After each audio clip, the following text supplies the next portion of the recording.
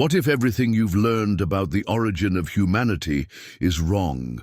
What if the true story of our beginning is not in the school books, but on the millenary tablets of a forgotten civilization, which claims to have learned everything from beings who came from the stars?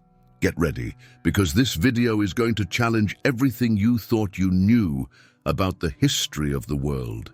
We're talking about the Sumerians, the oldest civilization on Earth, and the Anunnaki, the gods they swore were real. These beings were not metaphors, nor legends. They were described in detail: height, appearance, technology, and objectives. Would they have created man, manipulated our DNA, built civilizations?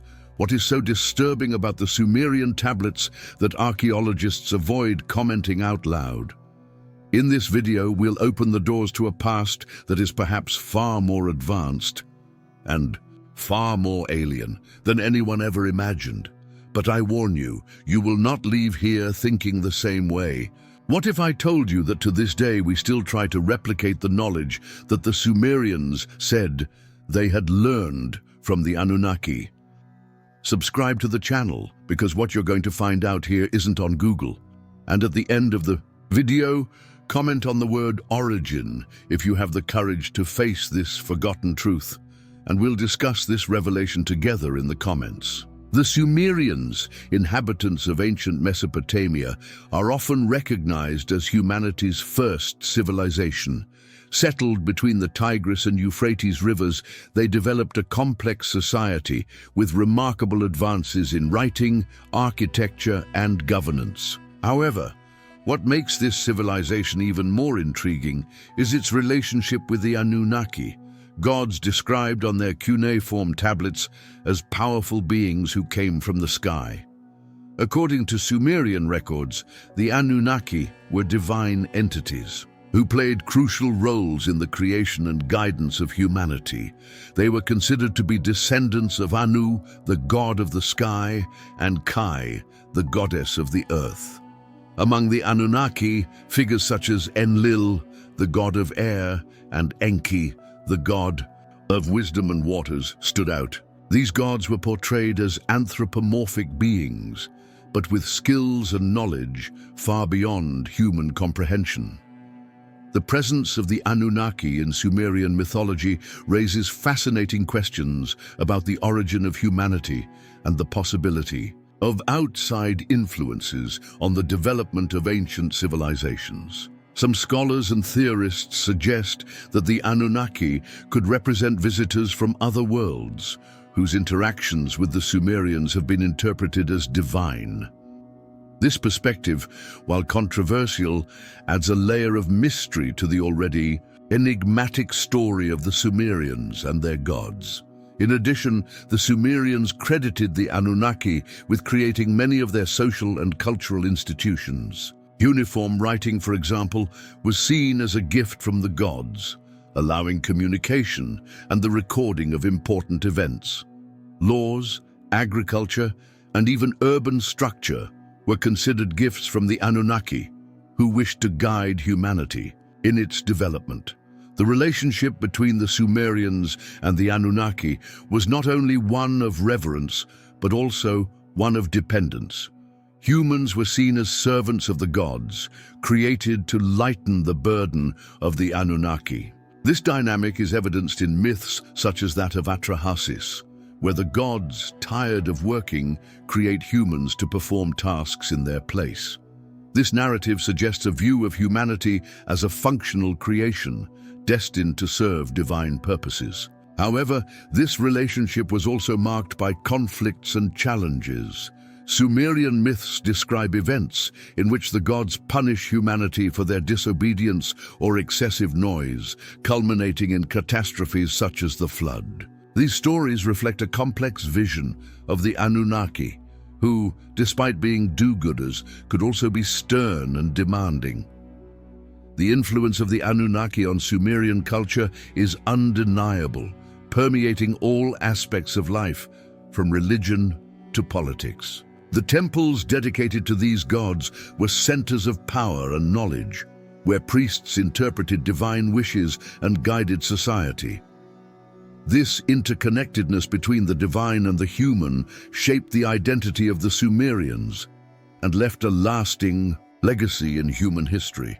In short, the Sumerians and the Anunnaki share an intertwined history filled with mysteries and deep meanings. Understanding this relationship offers us valuable insights into the origins of civilization and the possible influences that have shaped our world. As we explore these ancient narratives, we are invited to question our own origins and the role that unknown forces may have played in our history. Sumerian mythology relates that the Anunnaki arrived on Earth in time immemorial, coming from a place called Nibiru. This planet, according to legends, had an elliptical orbit that brought it close to Earth in cycles of thousands of years. The arrival of the Anunnaki marked the beginning of a new era for the planet, bringing significant advances and changes. Ancient texts describe the Anunnaki as imposing beings with technological skills and advanced knowledge. They established bases on Earth, where they conducted experiments and interacted with the locals. These interactions were interpreted by the Sumerians as divine manifestations, leading to the veneration of these beings as gods. The presence of the Anunnaki on Earth is often associated with the introduction of agricultural practices, the construction of cities, and the development of legal and administrative systems. These contributions were seen as gifts from the gods, who wished to elevate humanity to a new level of civilization. The Sumerians believed that the Anunnaki shared their knowledge to guide and protect humanity. One of the most intriguing aspects of these narratives is the description of advanced technologies used by the Anunnaki. There are mentions of flying vehicles, powerful weapons and devices capable of performing extraordinary feats. These accounts raise questions about the nature of these beings and the possibility that they possessed knowledge far beyond what was common at the time. The arrival of the Anunnaki is also marked by dramatic and transformative events. Myths describe conflicts between the gods, disputes over control of the earth, and decisions that have profoundly impacted humanity. These stories reflect the complexity of the relationships among the Anunnaki. From the moment archaeologists discovered the clay tablets in ancient Mesopotamia, a new era of mystery opened up before humanity. Written in cuneiform, these millennia-old tablets revealed more than just commercial or historical records. They told a hidden, almost forbidden story about the origin of humans, the gods, and the creation of the world. But what do these boards really say? And why do many scholars avoid talking about them openly? The Sumerian tablets describe in impressive detail the existence of the Anunnaki, gods who would have come from another world and walked among humans. We are not talking about symbolic texts, but narratives structured as facts. They are not limited to metaphors. On the contrary, they give names, describe places, relationships, and even conflicts between these beings. This forces us to consider, are they just myths or historical records of something we do not yet fully understand? Among the most impactful tablets is the Epic of Gilgamesh, which mentions a quest for immortality and direct interactions between humans and gods. In another, called Enuma Elish, the world is created through cosmic battles and divine decisions, with clear roles assigned to the Anunnaki. And in texts such as that of Atrahasis, the creation of humanity appears as a direct result of the will of the gods to lighten their own work. They create the human being as a tool, not out of love, but out of convenience. These stories radically contradict what many modern religions teach about our origin. So it's not surprising that for decades, these texts have been ignored, discredited, or simply shelved. The contents of the Sumerian tablets are so bold, so outside accepted standards, that it raises an uncomfortable question. Do we hide this information for fear of what it reveals? Another point that draws attention is the astronomical precision present in the tablets. The Sumerians knew of the existence of planets that were only officially discovered in recent centuries. They described the position of the celestial bodies, spoke of Nibiru as a wandering planet that influences events on Earth, and even spoke of cyclical changes in our society caused by these cosmic cycles. Where would this knowledge have come from? Some ancient astronaut theorists argue that the tablets are proof that extraterrestrials visited Earth in the remote past. According to this line of thought, the Anunnaki were not symbolic gods, but rather interplanetary travelers with advanced technology, misunderstood by a civilization that had no vocabulary to describe ships, energy, or genetic manipulation. These ideas may seem absurd at first glance, but when we look at the raw contents of the tablets, it's hard to deny that they contain anything more than just poetry or religion. They detail celestial maps, social structures, complex laws, and events that coincide with archaeological finds. So the inevitable question arises, why are these texts not taught in schools? Why does the Academy so fervently reject any attempt to take these reports seriously? Is there something about these tablets that threatens the traditional historical narrative? The fact is, even in the face of such intriguing evidence, most people have never even heard of the Sumerian tablets. They remain hidden, restricted to academic studies, as if their content were too dangerous for the common public. But perhaps that's exactly what makes them so fascinating. They carry a historical weight that can transform the way we see the world. And the question we leave in the air is simple and powerful. Are the Sumerian tablets telling us the truth about our creators? And if they are, why doesn't anyone want you to know about it? When we speak of the Sumerians and the Anunnaki, the word impossible comes up frequently. And it is not by chance. At a time when the rest of the world still lived in a rudimentary way, this civilization developed complex mathematical systems, accurate astronomical maps, advanced medicine, and an architecture that to this day defies modern logic. But where did so much knowledge come from? The answer may lie in the gods. They claim came from the stars. The Anunnaki, according to the texts, possessed tools and machines capable of feats that we have not yet been able to reproduce. The descriptions speak of heavenly boats, weapons of thunderous power, and eyes that saw through matter. These terms, while ancient, resonate as allusions to airlift technology, modern weaponry, and even diagnostic imaging equipment, long before their official invention.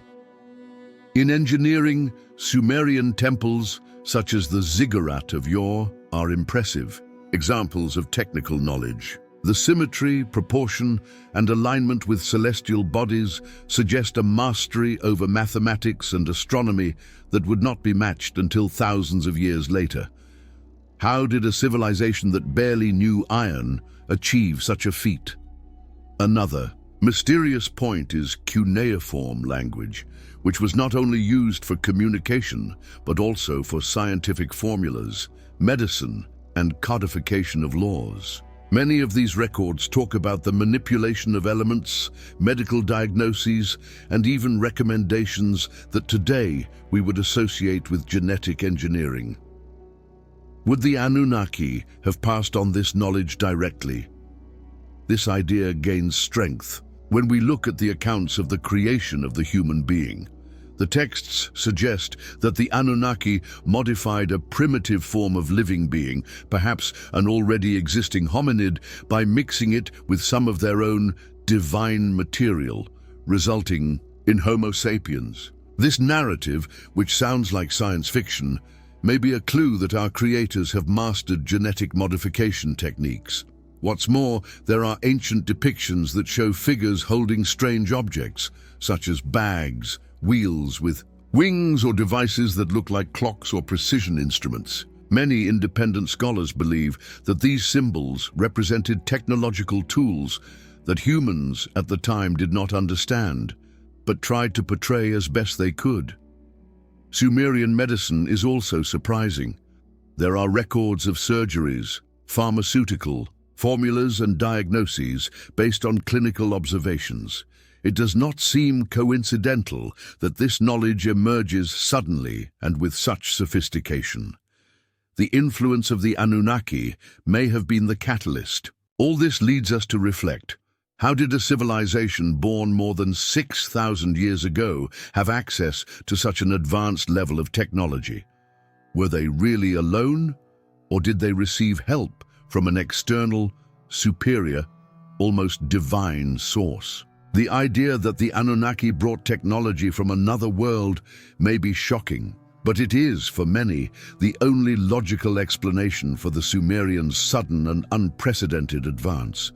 After all, to this day, with all our science, we still try to understand how they did what they did. Amid the sands of time, deep within the clay tablets, one of the most provocative stories ever told is recorded. Humans were created, not by nature, not by slow evolution, but by the hands of beings who came from the stars. According to the Sumerians, the Anunnaki not only visited Earth, but also shaped us with a clear and almost cruel purpose: to serve. This narrative begins with the Anunnaki themselves facing a dilemma. They had come to Earth in search of resources, especially gold, which would be used to protect the atmosphere of their home planet, Nibiru. But the work in the mines of the Earth was arduous, and the gods began to rebel against each other. The solution: to create a being who could do this work in his place. The myth of Atrahasis, one of the most revealing tablets, tells exactly this. The lesser gods rebelled against the greater ones because of excessive work. Then Enki, the god of wisdom, had an idea: to mix the clay of the earth with the blood of a sacrificed god. Thus was born the first human being. This mixture of divine and earthly gave rise to a creature with intelligence, strength, and submission. The most impactful thing about this story is that it is not told as a symbolic legend, but as a literal event. The details are clinical. The texts speak of manipulation, combination of essences and specific procedures, as if describing a genetic operation, and this was recorded more than 6,000 years ago, long before modern science even dreamed of genetic engineering. This creation was not an act of love, but of convenience. Humans were shaped to obey, to work, to worship. There was no choice, no freedom. This leads us to an unsettling reflection. Is our origin linked to servitude and not to evolution? And, if so, do we still carry in the depths of our genetic code this obedience programming? The Anunnaki established rules, hierarchies, and even punishment systems to ensure that the new race remained in check. Some humans were chosen to receive knowledge, others were limited to the function of workers. It is here that we see the emergence of the first social classes, not by social evolution, but by intentional design of the gods. There is also a curious and often ignored detail. The texts talk about several trials and errors. The first humans created were not viable. Some were sterile, others deformed, some did not obey. It was necessary to perfect the process until we arrived at the current model, us. This concept is strikingly similar to what science today calls gene editing and experimental cloning. Another shocking point is the similarity between the Sumerian account and other creation stories around the world. The Bible, for example, speaks of a man created from clay, a divine breath, a garden, and a creator. But when comparing the versions, we see that Sumer is much older and in some ways more direct. The question that does not want to be silent is, do all these stories have the same origin? The creation of humans was not the end of the Anunnaki's plan, but only the beginning. With humans functioning as workers, the gods were able to focus on their own interests. Records indicate that they taught agriculture, writing, mathematics, and law. but always in a controlled manner, in calculated doses. The goal was never to empower, but to maintain dominance. And when humans began to multiply and acquire too much knowledge, the Anunnaki worried.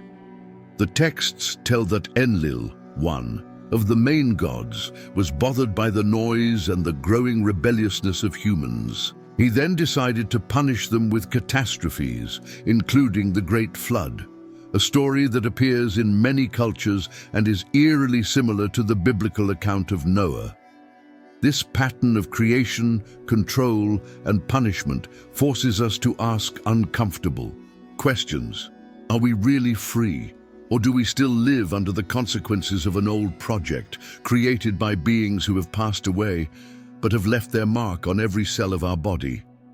More than a historical curiosity, this story touches directly on our essence, because if it's true, everything changes.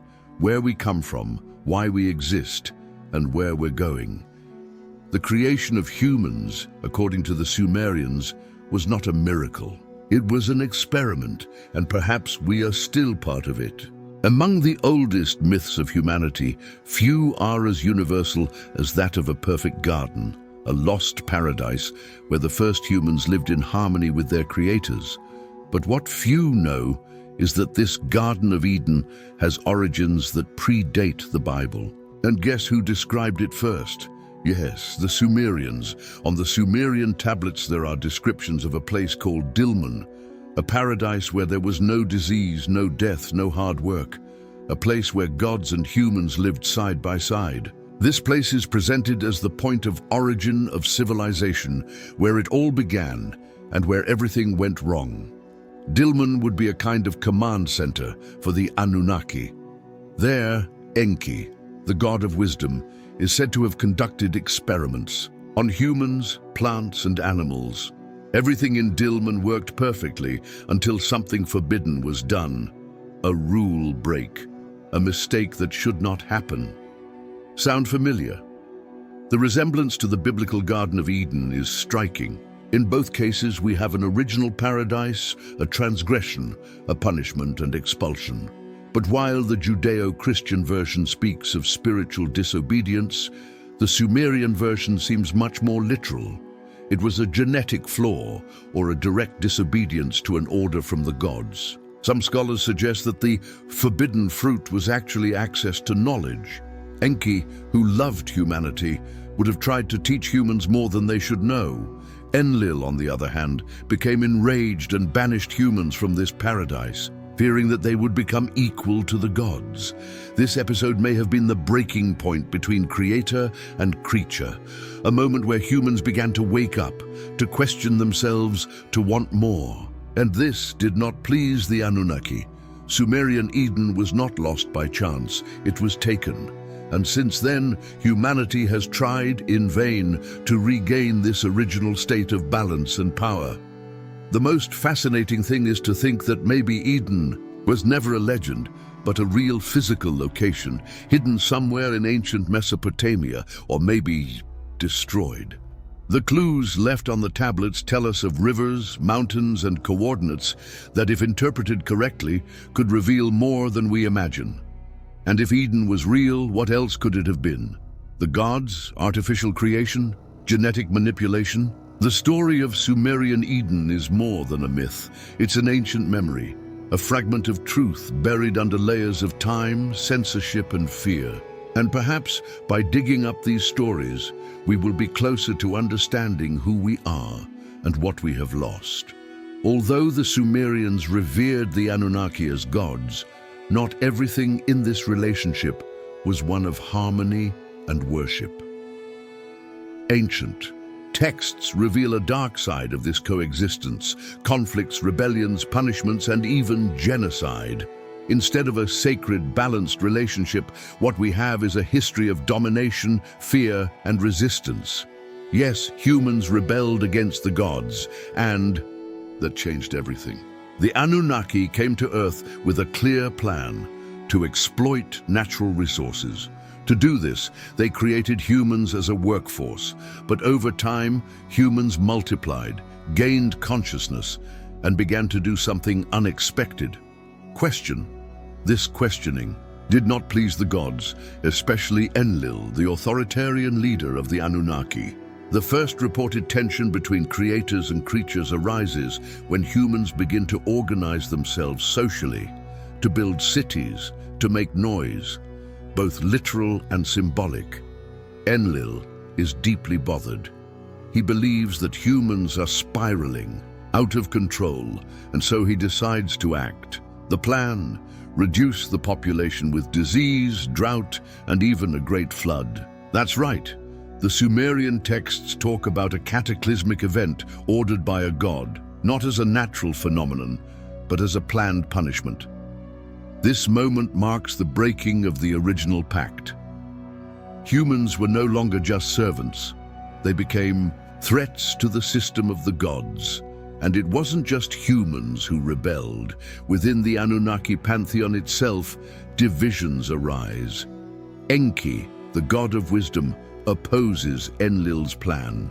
He sees value in humans, empathizes, and decides to save them, instructing a man named Ziusudra or Atrahasis to build a boat and preserve life during the flood. This episode shows an internal feud between the Anunnaki themselves and proves that not everyone had the same goals regarding humanity. For Enki, humans had potential. For Enlil, they were just disposable tools. This ideological battle is central to understanding the tension between creator and creature. But it didn't stop there. After the flood, when humans grew and spread, again, the Anunnaki tried to maintain control in a more subtle way. They created kings who acted as representatives of the gods, established religious systems and laws to ensure obedience. They knew that a new direct confrontation could get out of hand. But the human spirit, once awakened, did not go back to sleep. There are records of humans openly defying the gods, questioning their morality, their punishments, and their privileges. A striking example is that of Gilgamesh, king of Uruk, who did not accept the mortal fate of men and set out in search of immortality, facing the rules of the Anunnaki themselves. This tension between submission and rebellion is the basis of many later conflicts, and it raises a disturbing question. Are the desire for freedom, the pursuit of knowledge, and the spirit of revolution in our DNA precisely because we were created to obey? But have we developed the ability to resist? Reports also indicate that the Anunnaki have begun to withdraw from Earth gradually. Some returned to Nibiru. Others remained as invisible figures, manipulating civilizations from behind the scenes. But the fear of humans becoming independent, equal, or even superior has never gone away. And perhaps it is still present in ways we can't even imagine. Therefore, the conflict between the Anunnaki and humans is not just a war of beliefs, but the portrayal of an ancient cycle: control, resistance, punishment, and rebirth. A cycle that may be repeating itself to this day, disguised as politics, religion, or science. If the Anunnaki were so powerful, present and influential, the inevitable question is, why did they disappear? Where are they now? Would they have abandoned the Earth, died, or are they still here, invisible to the common eye, still pulling the strings of modern civilization? The Sumerian records do not give a straight answer, but they do suggest some important clues. After millennia of direct interaction with humans, the Anunnaki would have begun to disappear little by little, leaving behind temples, myths, and a growing humanity. This gradual distancing seems to have been planned and motivated by multiple factors. One of the reasons given is the wear and tear between the gods themselves. The coexistence between them deteriorated. Internal disputes, betrayals, power games. The original mission of exploiting resources eventually gave way to territorial disputes and family conflicts. There are texts that speak of wars between the gods, involving weapons of unimaginable power, which left entire cities in ruins. These battles would have reached such destructive proportions that the Anunnaki themselves decided to retreat. In addition, human behavior began to spiral out of control. Humans began to build their own empires, develop technology, and challenge the authority of the gods. The plan to create an obedient race had not worked. Humans were becoming dangerously independent. This change forced the Anunnaki to reconsider their stay. Another critical point is the Nibiru cycle. According to the Sumerians, this planet has a very wide orbit, which means that it only passes close to Earth every 1,000 years. This would explain the periods of presence and absence of the gods. The current absence, therefore, would not be definitive, only temporary. When Nibiru approaches again, the Anunnaki could return. Many theorists believe that this return is near. Some claim that there are already signs: extreme climate change, technological advances that are too fast, and even reports of mysterious contacts. For these scholars, the Anunnaki never completely left. They just changed their strategy. Another fascinating hypothesis is that the Anunnaki migrated to another plane of existence. After fulfilling their initial mission, they would have left their spiritual, symbolic, and genetic legacy as seeds that will one day flourish. According to this view, the gods now inhabit a higher dimension, and humans are in the process of awakening to catch up. But perhaps the most striking reason is this: the Anunnaki left us because their experiment went wrong. Humanity has become unpredictable, violent, ambitious, and this may have scared even the gods. They created something they could no longer control, so they retreated, and now they watch from afar, waiting for the right moment to return, or decide that it's no longer worth it. The disappearance of the Anunnaki should not be seen as abandonment, but as a phase of a much larger story, a history that may be about to repeat itself. And the question that remains is, if they come back, will we be ready, or will we remain the same rebellious creatures, made to obey but determined to challenge? When we think of pyramids, Egypt is the first image that comes to mind. But what few people know is that the Sumerians also built immense sacred structures aligned with the heavens, ziggurats, and these buildings have a direct link to the Anunnaki, a connection that goes far beyond architecture. Ziggurats were stepped temples, similar to step pyramids, built in the heart of Sumerian cities. Ur, Eridu, Nippur, they all had these monumental towers that served as bridges between heaven and earth. But why? What did these towers seek to achieve? Sumerian records say that these structures were houses of the gods, places of landing, communication, and ritual. According to the texts, each ziggurat was dedicated to a specific Anunnaki. The most famous of these, the ziggurat of Ur, was erected in honor of Nana, the god of the moon. But alternative scholars believe that these temples were actually operational bases, strategic astronomical observation points, and possibly even landing pads for the gods' celestial ships. The structural similarity between ziggurats and the Egyptian and Mesoamerican pyramids is striking.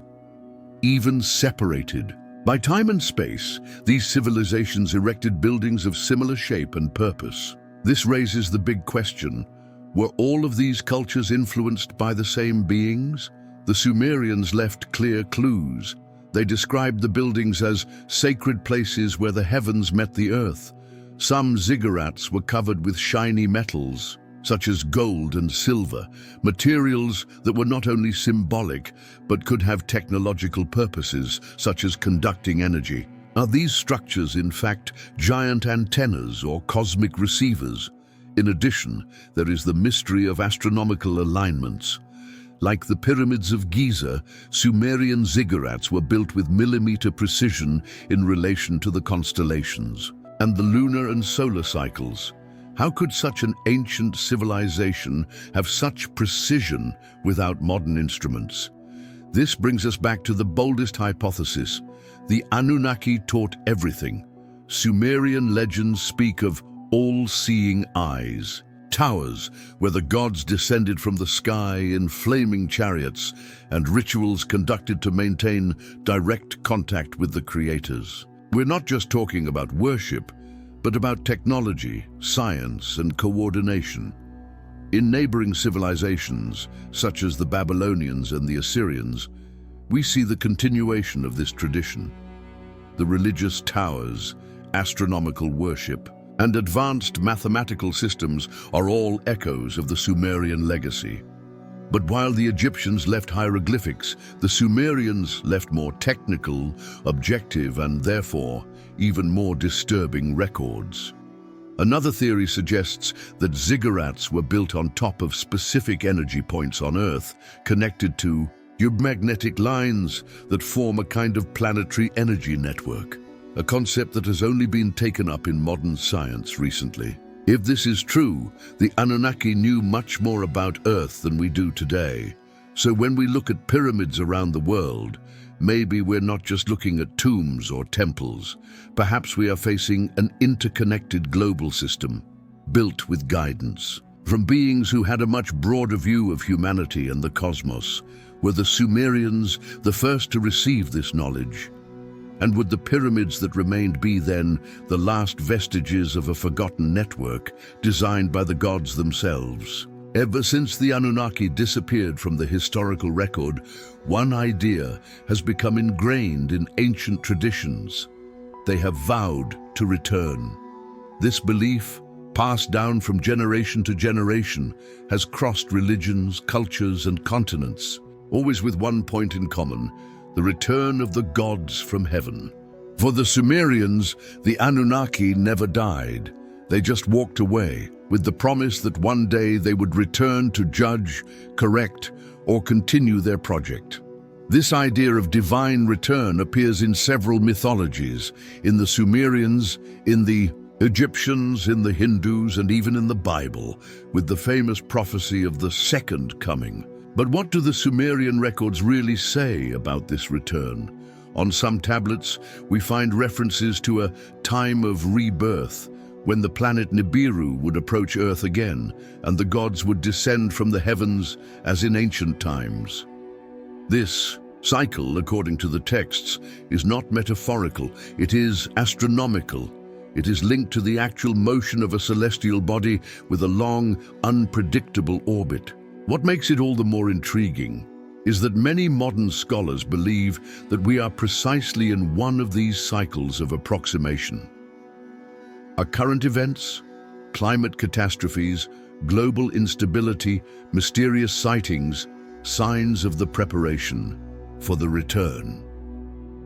The Sumerian prophecies do not speak of universal salvation.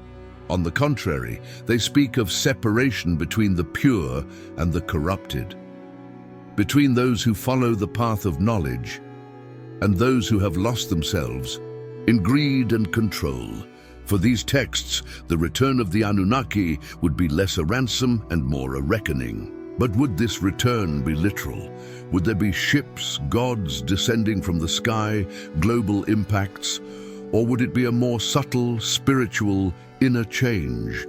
Many alternative researchers believe that the Anunnaki are already among us, influencing leaders, religions, technologies.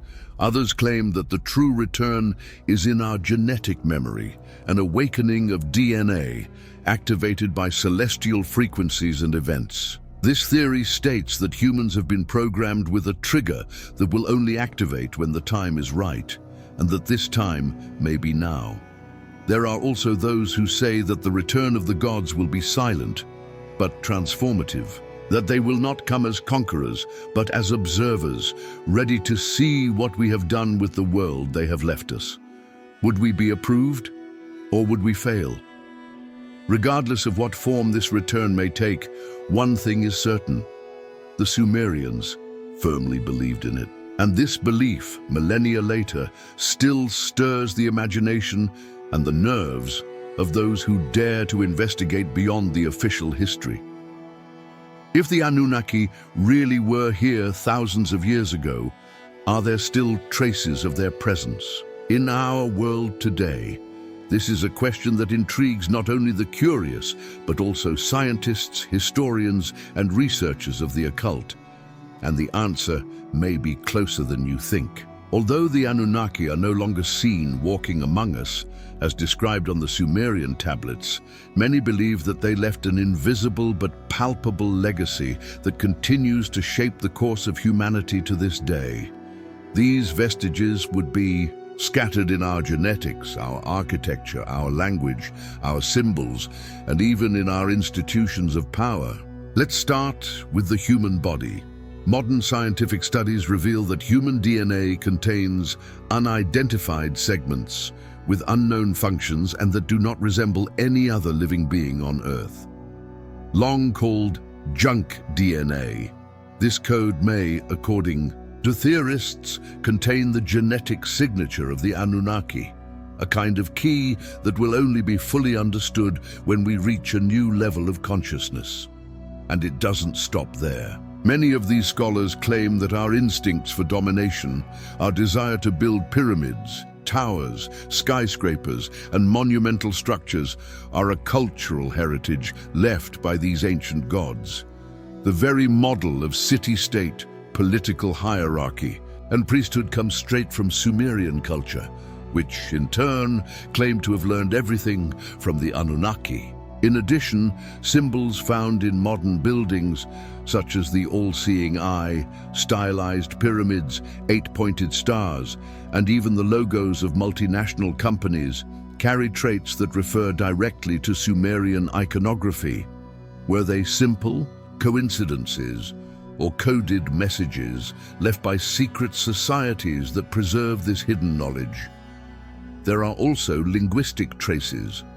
Words such as Elohim, Adam, Eden, and flood, which appear in later religious texts, have Semitic and Sumerian origins. The similarity between these words and concepts shows that the basis of several modern spiritual traditions was born there, in the clay temples of ancient Sumer.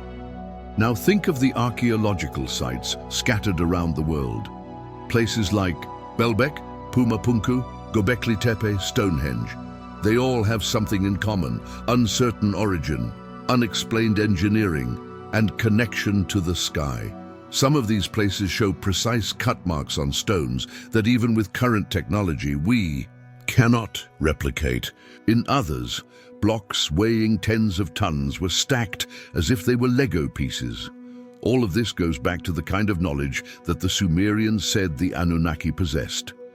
Other traces present themselves in a more subtle way in our religious traditions, purification rituals, sacrifices, solar and lunar celebrations. All of these have echoes in Sumerian religiosity. Even the idea of a final apocalypse or the return of the gods is a direct inheritance from that past. And if we look at the sky, the ancient Sumerians already gave us clues. They knew of the existence of planets that are not visible to the naked eye. They knew the phases of Venus, the cycles of Jupiter, and spoke matter-of-factly of Nibiru, a planet that to this day astronomers try to identify precisely.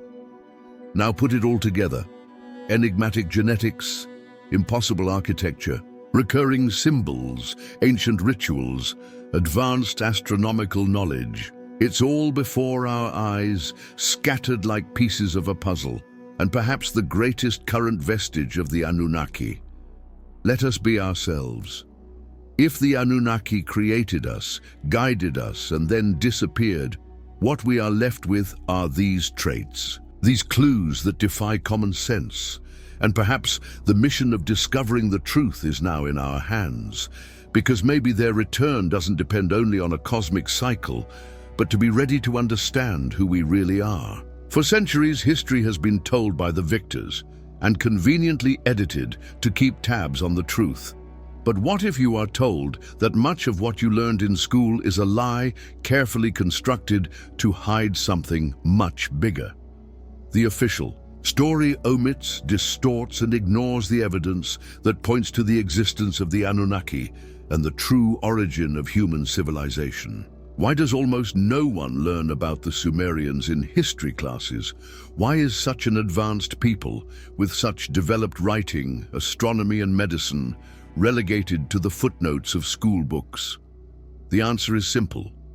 Because the existence of the Sumerians contradicts the official roadmap of human evolution, and accepting their stories would mean rewriting everything, from science to religion, from politics to philosophy. One of the greatest secrets hidden by history is the non-human origin of our civilization. Accepting that we were created by beings from another planet with their own goals not only shocks religious beliefs, but breaks the paradigm that we are the masters of our own destiny. And this is dangerous for those who want to maintain control over the narrative. Traditional archaeologists often ignore evidence because it doesn't fit the theory. Objects out of time, impossible tunnels, ancient maps with absurd precision, records that speak of ships and celestial beings. All of this is dismissed as myth, even when science cannot explain it. History also deliberately hides the connection between ancient civilizations. Why do pyramids exist in Egypt, Central America, and Asia, all with similar functions? How did these cultures know the same celestial alignments? The answer may lie in the figure of the Anunnaki, who would have been the true universal mentors of humanity. But the most serious thing is not what was erased. It's what has been rebuilt to look like something else. Many passages in the Bible, for example, are adapted versions of Sumerian myths. Noah's flood? It was already on the tablets of Atrahasis. The creation of man from clay? It comes from Enki. The Tower of Babel, inspired by ziggurats. And even then, these connections are rarely taught. The lie of history is not only in what is hidden, it is in what is taught in a distorted way. Universities, museums, and cultural institutions follow a rigid narrative, fearing the collapse of credibility if they accept that the entire timeline may be wrong. But the truth does not need anyone's approval. She just waits to be discovered. This omission is not accidental. It is strategic, because knowing that we were created, monitored, and influenced by a race of superior beings changes everything. It takes control of the origin out of the hands of humans, and that scares us. Therefore, it is easier to call it a conspiracy theory than to investigate it in depth. But today, with access to information, that veil is beginning to fall. Independent researchers, alternative archaeologists, and channels like yours, a member of Living on YouTube, are breaking that silence. And with each new discovery, more and more people begin to question the official version. So here's the provocation. How many truths do you still believe simply because they've been repeated 1,000 times? And how many secrets are still buried, waiting for someone to bring them to light? After going through millennia of mystery, secrets hidden in millenary tablets, stories of gods who came from the stars and shaped humanity, a question urgently imposes itself. Are we ready to face the truth? The idea that the Sumerians were the world's first civilization is, in itself, a challenge to what we have learned. But what turns this story into something truly explosive is the presence of the Anunnaki. Powerful, technological, and determined beings who not only lived with humans, but created them. With each subtitle of this journey, we have seen that the evidence is not vague or symbolic. They are in the texts, in the constructions, in the symbols, in the myths, and even within us. And as we look back on that legacy, we realize that perhaps the history of humanity is much bigger and much more disturbing than we dare to admit. But recognizing this requires more than curiosity. It requires courage. Courage to question everything we have been taught. courage to investigate with an open mind, courage to accept that we may not be the smartest beings in the universe and that our creation wasn't a random miracle, but rather part of a larger plan. And if the Anunnaki really existed, if they still watch us or intend to return, are we prepared for this reunion? Or do we remain stuck in petty conflicts, digital distractions, and systems that keep us disconnected from our true origin? The answer is not simple, but the evidence says a lot. There has never been so much search for answers. Never have so many people questioned so much. And perhaps this is the clearest sign that the moment is near. A new cycle, a new era, a collective awakening. The questions are there, knocking on the door of consciousness. What if our true history has been erased because it gives us power? What if we are on the verge of discovering who we really are? What if the return of the gods is, in fact, our return to what we have always been? The Sumerians left the warning, the Anunnaki left the seed, and now the choice is ours. Are you ready?